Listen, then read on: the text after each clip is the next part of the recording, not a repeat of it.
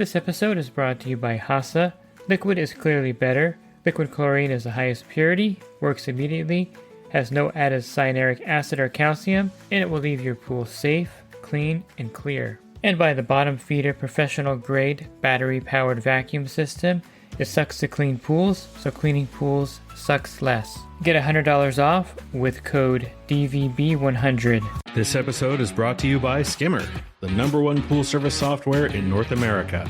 With Skimmer, you can streamline your schedule, grow your revenue, and keep your customers coming back with 5-star service. Whether you're a one-person operation or an established team, Skimmer is your partner in success. Visit getskimmer.com/poolguy to try Skimmer for free for 30 days.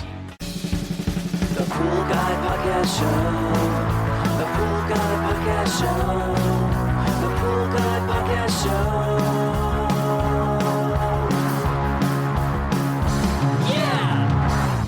Hi, and welcome to the Pool Guy Podcast Show. In this episode, I'm going to go over some fails at the pool. And these are not your typical ones. You'll kind of get the idea when I start unpacking them, and you'll kind of figure out where I'm going with this. But these definitely fit in the category of fails, and sometimes it's very disappointing when something like this happens out on your pool route. Are you a pool service pro looking to take your business to the next level? Join the Pool Guy Coaching Program. Get expert advice, business tips, exclusive content, and get direct support from me. I'm a 35-year veteran in the industry. Whether you're starting out or scaling up, I've got the tools to help you succeed. Learn more at swimmingpoollearning.com. I'll start with this first one here. And this one I run into all the time when there's a new homeowner. They go through escrow and they get a warranty on their pool equipment. Now, this is still very common to get home warranty that covers your water heater, air conditioner. You can buy an add-on for the pool equipment, which I really wouldn't recommend doing because it's really a lost cause, and a lot of times trying to get the warranty company to cover anything that goes bad in the first year.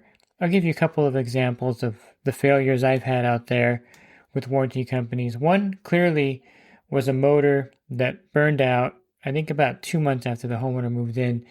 Clear case of the fact that the motor was dead, and it should have been covered under warranty. However, there was a slight drip leak from one of the pipes coming down, and it happened to be touching the motor with the water, which is nothing. I mean, it was a temp sensor that was leaking. This would not cause the motor to burn out, but since there was an active leak, the person that came out, of course, had to pay him the $65 to come out there and inspect it. Said that because of the water leaking in the equipment caused the motor to fail. And I think it's a stretch, and I think a lot of times the people that work for these companies look for anything to make sure that the warranty is not covered, and they just get their $65 and just leave at that point. Another was a pool heater that wasn't firing up. Called the warranty company. They came out and they said, well, the heater actually is too old and we can't get parts for it, so we can't fix it. It really wasn't that old. And I think, again, a lot of these warranty companies put in used parts. So if you happen to get them to actually change out your motor because it burned out, chances are they're going to put in a used motor. And more than likely, they just couldn't get the parts for that heater. So there's all kinds of excuses they're going to use. Some are maybe valid because maybe they couldn't find the parts and therefore it's not going to fall underneath their warranty.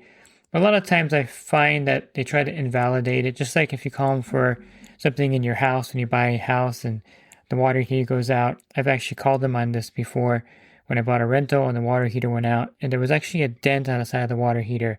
Nothing that would stop it from working, but since there was a dent there, they said, since there's a dent on the water heater, we cannot warranty any work on it. So again, it's a fail, and I would say that the warranty work is not something that is going to get done. Now, it's pretty lucrative actually to partner with the warranty company as a pool service pro and get these calls and go out there, and they're going to coach you on the fact that they don't want to replace things. If they do replace them, it's going to be something used. But I do know a few pros that work for these warranty companies, and they make pretty good money replacing motors and other parts when necessary. Now, there are some success stories. You may get someone with an old Pentair, 2000 series filter that's leaking from the rotor valve, and the warranty company may actually put in a new filter for the customer. But I find that to be more of a rare thing, and in most cases, any kind of warranty call on the pool equipment will result in them not actually honoring the warranty. And again, this is for home warranties, not actual manufacturer warranties on newer equipment, which generally they'll warranty new equipment to an extent. There's this weird thing where if you buy like a certain pool pump or filter or heater online, that the warranty is voided, which I don't know if that's legal or not, but they do say that you have to get that from a distributor. So anyone who's trying to do it themselves is up against the fact that a lot of these warranties are voided on new equipment. I'll call this one the dead salt system because this happens a lot where you take over a pool. Maybe someone bought a house and they moved in, or they just are switching pool service. Nonetheless, you get back there, and let's just say there's a Hayward Occurrence salt system. You look at it, it's showing salt salinity at like 1200. It's flashing dirty cell. Look at the cell. The cell looks like it's the original cell from like 15 years ago, and the homeowner just has never done anything to replace it. And it's one of those things where they're like, well, yeah, I got a salt system and I didn't like it, so I'm going back to chlorine. And that's kind of an irritating thing. It's not all the time a really old system. Sometimes it's even a newer system where the customer doesn't want to replace the cell because of the price of it. They'd rather just go to tablets and liquid chlorine at that point. And it's frustrating because you have the salt system. You have, of course, a lot of salt in the water because salt is part of TDS, or total dissolved solids, which makes the pool sometimes harder to maintain with all that salt in there. Sometimes it's a non-factor, just kind of hit and miss. I've had salt water pools with dead cells that has TDS of 4,500. They were perfectly fine. Other pools with dead salt cells with TDS of 4,500 where there was a lot of problems keeping the chemistry balanced. So it's kind of hit and miss in that case. But regardless, it's kind of frustrating because there's a salt system that could be functioning. All they need is a new salt cell, and the customer is unwilling to purchase it. So it's pretty common to get a new account with a dead cell or dead salt system that the customer doesn't want to revive by just getting a new salt cell. And it's something that's kind of frustrating, and it's something that you're going to run into a lot out here, at least in my area of Los Angeles County. There's a lot of these dead salt systems.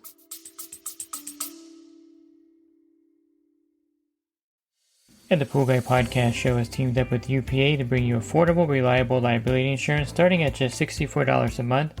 Get up to $2 million in coverage, and the members of my coaching group get an even lower rate. Protect your business and your peace of mind. Sign up with UPA today by clicking the link in the podcast description.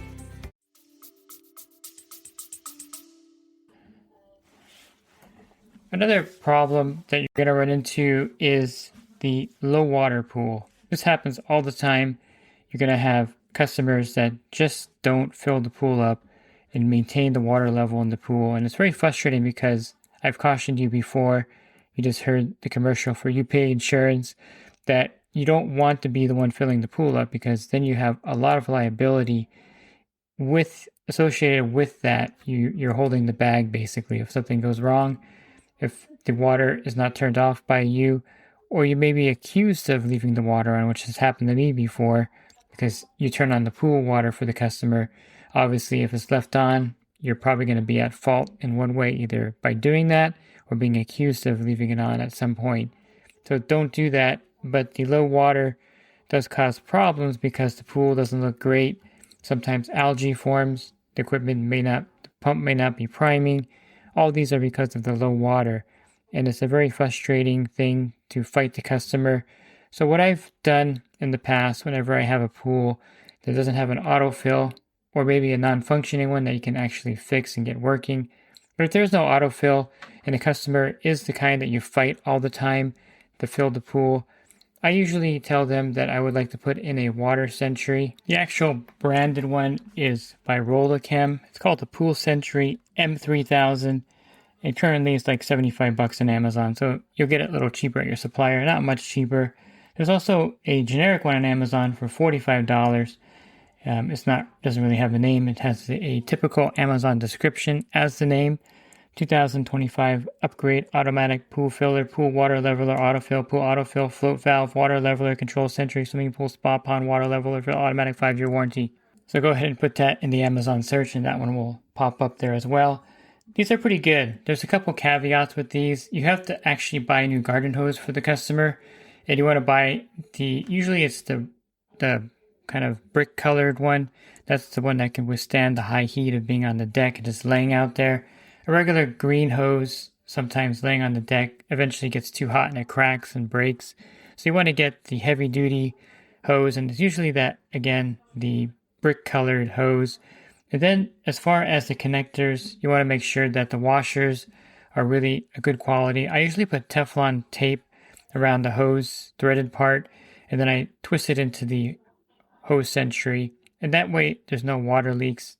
They're really hard to connect from the hose spigot to the century without like a drip leak. That's kind of annoying. And then you would want to get rocks to fill up the interior so that it doesn't fall into the pool deck. But then it has this adjuster, just like a toilet bowl kind of thing, and you can adjust the plunger so that it'll be at a perfect water level. And this usually solves that problem. I'll install this, I'll connect a new garden hose, I'll charge the customer for all of this, of course, and then it'll actually keep the pool filled for me without me having to bug the customer. It's not the best looking thing on the deck, and there are some caveats like how far is it from the hose spigot, but it's one of the best solutions I've come up with when the customer is refusing to add water and keep the water level at the proper level. I think another fail is the equipment placement at a pool. This not necessarily is the customer's fault. Sometimes if they have the pool designed, it is their fault, but in most cases it's the builder who puts the equipment in that I fault when they kind of do this and put the equipment where I think would be the not ideal location. For example, I was doing a pool where they had the pool, beautiful pool backyard, and they put the equipment literally right in front of the pool, behind the pool, with a brick wall around it, when they can easily have put it on the side of the house. I'm not sure why they put it in the center of the yard where the pool's right in front of it. Didn't make any sense to me. And I think equipment placement is something critical. Sometimes they're limited to where they can put it. I understand that. But if you can put it on the side of the house, definitely want to do that. Putting it far from the house is a problem as well. I've had people that put their equipment 100 feet away from their pool for no real logical reason that I can think of. I had one pool where they had a detached garage and the equipment was actually behind a detached garage, and the pool was really far away from this equipment, when even if they put it on the side of the house, it would have been perfectly fine and still plenty far from the pool. Nothing inherently wrong with equipment being 100 feet away. There are some problems that may develop, like priming issues. It's just kind of a hassle sometimes going from the equipment to the pool if it's 100 feet away or 200 feet away. And I'm also not a big fan of equipment rooms in residential settings. I've had some of those before. I understand the need in commercial pools, that's a given. But in residential settings, it just makes it harder to maintain.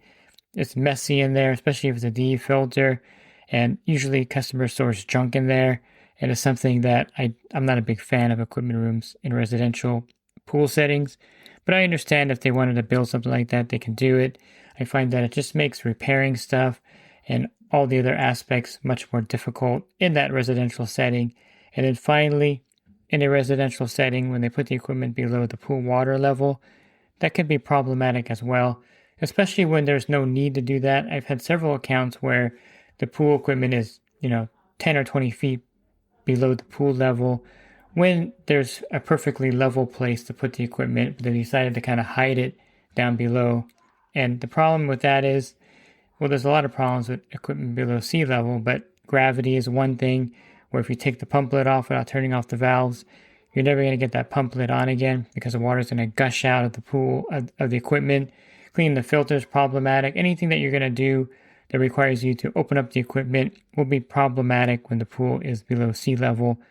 And I had one pool, I mentioned this before a long time ago, where I was changing out the filter. I was putting a new filter in, and when I cut the pipe, water was coming out. I was like, why is there water flowing out of it? It's kind of weird, because when you look at the equipment and the pool, to me it looked perfectly level.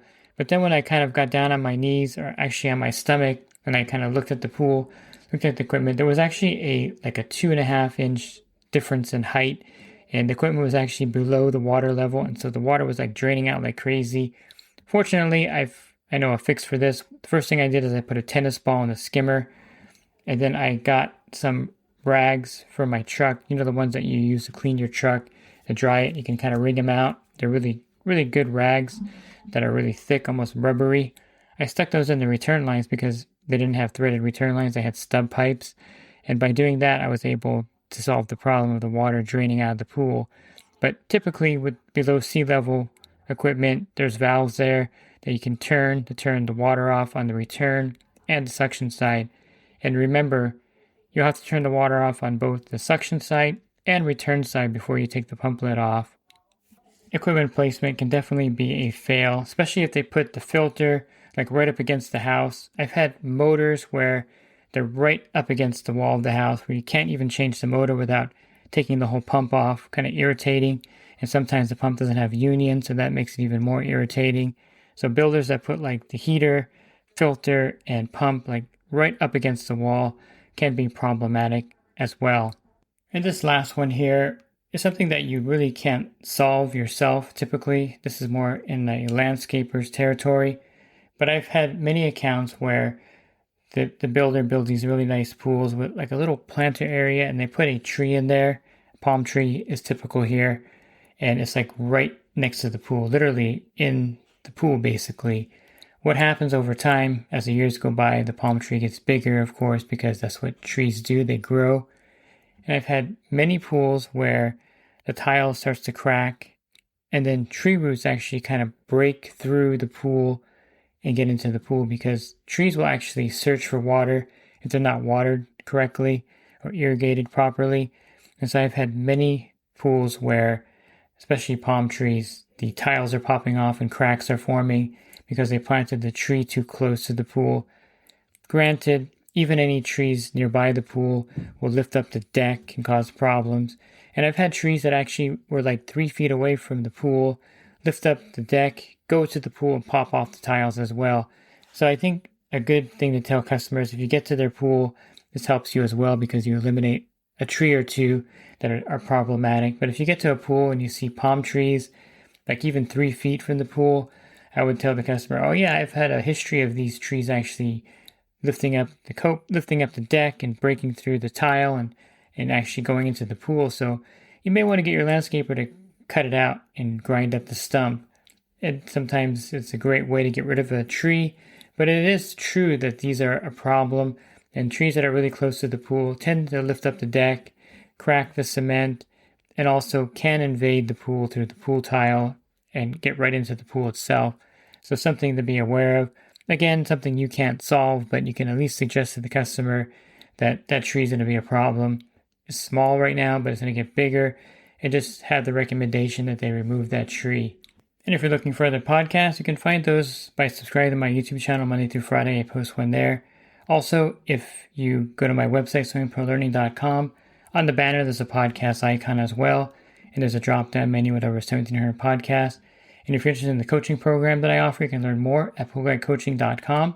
Thanks for listening to this podcast. Have a great rest of your week. God bless. This episode is brought to you by HASA, providing products that deliver clean, healthy water for every aspect of everyday life. The bottom feeder battery-powered vacuum system, portable, powerful, and only weighs 12 pounds. And Skimmer. Get Skimmer, America's #1 pool service software.